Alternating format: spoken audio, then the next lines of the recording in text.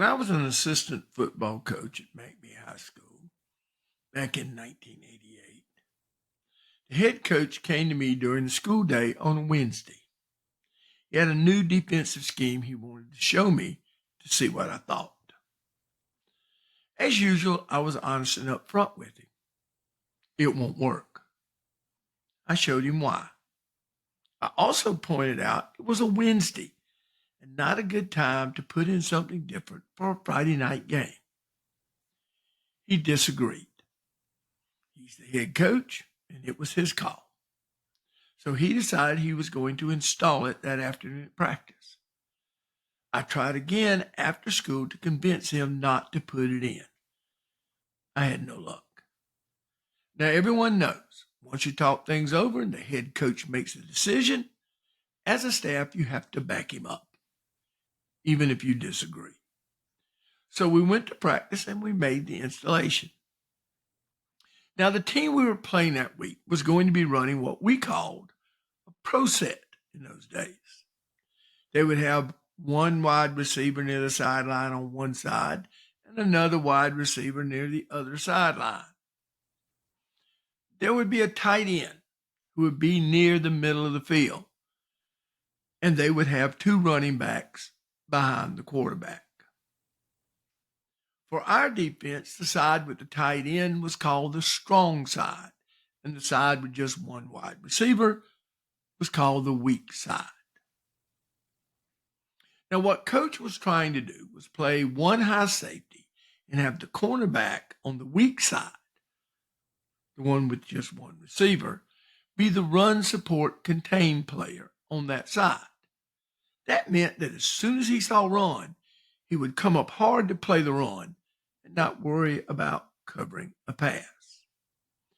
The middle safety, as soon as he saw the run to that side, would then come over to cover the wide receiver. Now, there were two problems with what he was doing. On the one hand, the safety couldn't get from the middle of the field to cover the deep pass up the sideline without cheating over. If he cheated over, he left the middle of the field exposed. There was just too much pressure on the middle safety, and there was no way he could cover 2/3 of the field by himself. That's what I had tried to tell the head coach before we went to practice. Now, part of the reason the head coach thought he could get away with this was that we had a great middle safety in Macy Stevens, who was one of the top players in the state as a junior. Macy could cover a lot of ground, but even he couldn't do what he was being asked to do. After installing the new defensive look, we went to a defensive team period to work on it. I was in charge of the scout offense. Now, it's important to understand what the scout offense for us amounted to. It's mostly some leftovers and some 8th and 9th graders we brought over from the JV, so we would have enough players. The best players were lined up on defense.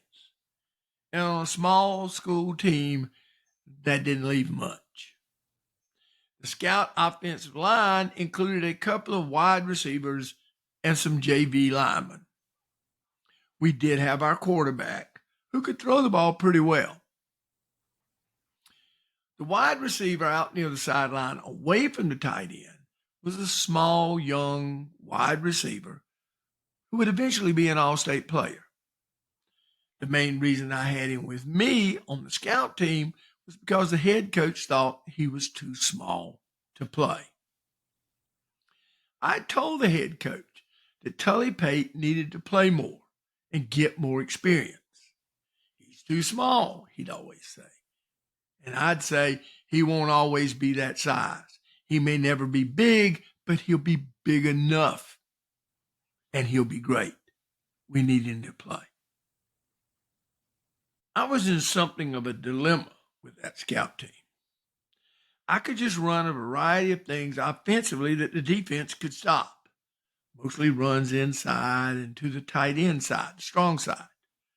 Or I could expose the flaws so the head coach could see them. I didn't want us to get run off the field on Friday night.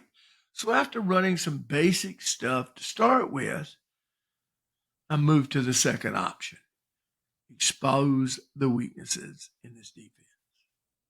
Now, I didn't say to the players, he doesn't know what he's doing. I just told the scout team what I wanted them to do. We were going to fake the run away from the tight end and send the receivers deep.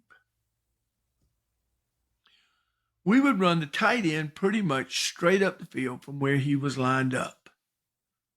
Now, this was not a play our offense ran, at least not at that time, but it was very easy for the scout team to execute.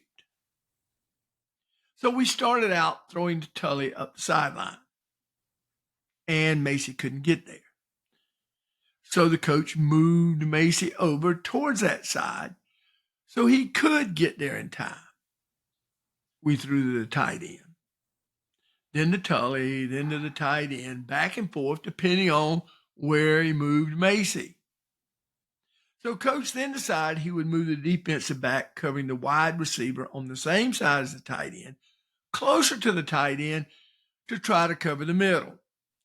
He moved over just a little bit. We still threw to the tight end. Then he moved way over, and we threw to the wide receiver he should have been covering. The scout offense scored, and scored again, and scored again. Over and over they scored. The more they scored, the more frustrated the head coach became. The more frustrated he became, the angrier he got at the defense for not executing a defense they had no chance in. The players grew frustrated as well. Macy became so angry that he hit our tight end so hard on a catch that I thought he'd killed him. I ran over, and when I got to our tight end, Kip Gehring, he looked up from the ground, smiled, and held the ball up. I shit you not, we scored 10 times on the defense, at which point the head coach had had enough. He began yelling at the players to get off the field with their sorry-ass effort. Go home, he shouted, over and over, as they left the field and jogged to the locker room. Go home. Come back tomorrow in full pads and see if you can practice right. Go home. Now, the next day would be a Thursday practice. And in most places through the years, there were no pads and no contact. More of a walkthrough to get ready for Friday night. It's certainly not a full pad, full contact day. As we made our way up towards the office, I let the head coach calm down a little before saying anything. And then it was, Coach, I told you that defense wouldn't work, and it had holes in it. That scout team just kept hitting those holes over and over. You're asking too much of Macy in that.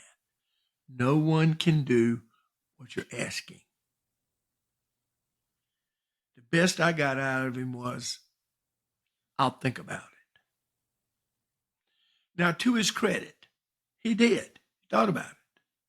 He scrapped the new defense and went back to something our kids could play. He didn't punish the kids on Thursday. I took over as head coach the next year, and we put that play in as a part of our offense. In fact, it became our primary go-to pass play. I don't remember whether it was Tully or quarterback Chris Alford, who the first time we threw this pass to the split end at practice yelled out, "Go home." Whoever it was, our players continued to call it that. Go home became the play's name for at least a few more decades as I carried it with me to other schools. The players loved it so much that we would often end practice with it, and they'd all shout, "Go home," after running it and head off the field to the locker room. Now, all of us as coaches make mistakes, myself included. One of the worst things I ever did never even registered with me until many years later when one of the players involved told me about it. Chris Alford and Macy Stevens, two of the best players I've ever coached, both all-state players, were sitting side by side in the locker room one day while I addressed the team. Now, Chris and Macy were captains on the team, but Macy was out due to a season-ending ACL tear, and that injury is kind of key to the story. As captains, obviously, I had very high standards for them. Let's be honest, I had very high standards for everyone. I could be somewhat harsh when it came to players behaving inappropriately. For example, showing disrespect to teachers, coaches, or especially to me. Talking while a teacher, coach, or especially me, was disrespectful. And if I was addressing the team, I expected everyone's full, undivided attention. I used to tell them that they were to treat it as though God were speaking to them. I was a little full of myself. Anyhow, it was a hot afternoon as we met that day in the locker room.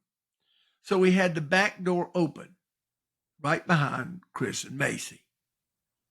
This too is kind of crucial to the story. Now, I have no idea what I was addressing with them, but as I talked, there was some slight movement, a little noise to my left. I took a quick look in that direction, and I saw nothing. So I continued on. But a few moments later, more movement, more noise from the same area. This time I gave an evil eye in that direction and saw that Chris and Macy were sitting there. Surely they would. Must be some clown over there risking his life. Big Jamie Wright, one of the toughest football players I've ever coached, was sitting next to them. And it wasn't likely coming from him either, I thought. So it was quiet again. So I went back to what I was saying. And a few moments later, there was this big noise and a huge movement. And it was obvious that Chris and Macy were involved. I lit into them as hard as I've ever chewed anyone out. I was about as angry as I could get. Here I was talking to the team, and my two best players, my captains, my leaders, were playing around while I talked. I don't remember all that I said to them. Bad examples, sorry leaders. I'd take being captains away from them. I'm sure all of that was in there. But I saved the worst for last as I finished. I looked at Macy, out with a knee injury, and said in conclusion, here you are acting up, disrespecting me, and just what have you done for this team lately? I probably pulled a go home on them then. I don't remember. I just remember what I said to Macy. But we all moved on from it. Water under the bridge. I made my point, not only to Chris and Macy. It's never bad at some time to rip into your best players. It lets the other players know that everyone is treated equally. Anyhow, some 20 years or so later, Macy and I were talking, and he says to me, you remember that day me and Chris were making noise in the meeting? I told him I certainly did, because they disappointed me so much. Coach, you hurt my heart that day, Macy said. You never knew what really happened. We weren't playing or disrespecting you. There was a bee. It came in the door during the meeting, and it was flying between me and Chris and lighting on us. We were just trying to get rid of it. It lit on Jamie, and we tried to swat it, and that's when you got mad. Now, mind you, they never told me at the time. They never made an excuse. It was more than 20 years later before Macy ever said anything about it. I had thought about it several times, and especially what I had said to Macy. But his words, Coach, you hurt my heart that day, have stuck with me since. Important lesson. which in all honesty, I don't think I ever fully learned. Know the facts before you act. The things you say and do sometimes cut deeper than you think. Oh, yeah. If you do mess up, apologize, even if it's more than 20 years later. In our next episode, I'll talk about the scariest time in my 49 years of coaching, the game during which there were gunshots. I hope you'll join me then.